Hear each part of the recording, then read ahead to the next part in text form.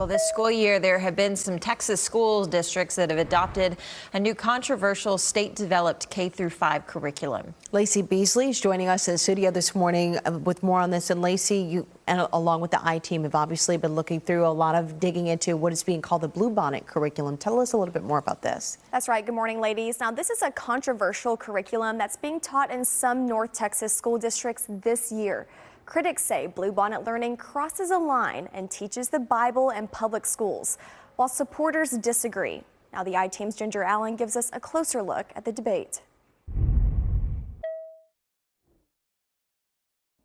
It is political, not backed by scientific research, is divisive, and it does not serve all students. It's just injecting religion into places it doesn't need to be. This Bluebonnet whole religion idea, putting it into public schools, is deeply anti-American, and if you vote for it, you're voting for un-American values. I don't believe to put my religion on anybody else. When Irving ISD mother of 5, Jasmine Maldonado, first heard about Bluebonnet learning, she was concerned. I actually respect all religions, and I try to teach my kids to do the same thing. But she says she did not think her school district would adopt the new curriculum until she received this email in January.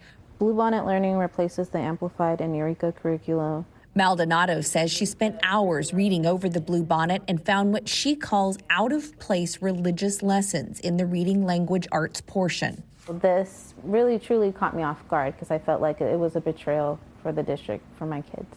Irving ISD is not the only North Texas school district that's adopting Bluebonnet learning from the 2025-2026 school year. 4 other school districts of 59 the I-team surveyed have adopted the RLA curriculum: Burleson, Crowley, Duncanville, and Lake Worth. While it is entirely optional for school districts to use Bluebonnet, the state offers $60 per student funding if they do, $20 more per student than provided when districts adopt other state-approved material. I can honestly say that there probably is not another curriculum in the state of Texas that has been more scrutinized and more vetted. One of the benefits of the design of the curriculum is that it is customized for Texas. But not everyone believes the curriculum succeeds in representing all Texans. We live in a diverse world, and public schools should equip students to navigate that diversity. Now, Special Projects producer Lexi Salazar joins us now. And Lexi, you've worked on this story with Ginger. Y'all have gone through this start to finish. And I know specifically we want to touch on a 5th grade lesson that involves poetry. Talk to us about that. Yes. So this is one of the lessons that's gotten a lot of criticism, and it goes into Psalm 23. So the issue that critics have is that this poem is described as basically being one of the first known examples of free verse poetry, which means it lacks a consistent rhyming structure. So critics we spoke to say that this doesn't actually make sense because the reason it lacks a consistent rhyming structure is because it's an English translation of a Hebrew poem. Now, that's not to say that in Hebrew it did rhyme. It's just to say that in this lesson, the writers were trying to basically put conventional modern-day English standards on an ancient piece of literature.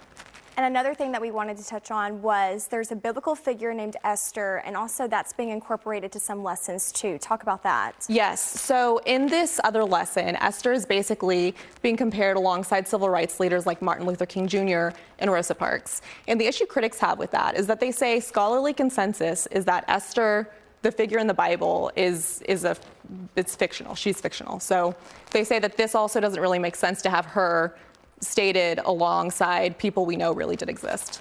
And what do supporters have to say about these critiques? People who like the Bluebonnet curriculum, what do they have to say about this? So a lot of the criticism that the supporters have is that these critiques are very inside baseball and that they don't actually take away from the educational value of having these lessons. And everyone we talk to who supports the lessons, TEA, Irving ISD, other supporters, they basically say that these lessons that reference the Bible in biblical figures, they aren't actually proselytizing, they're just being used as cultural and literary lessons.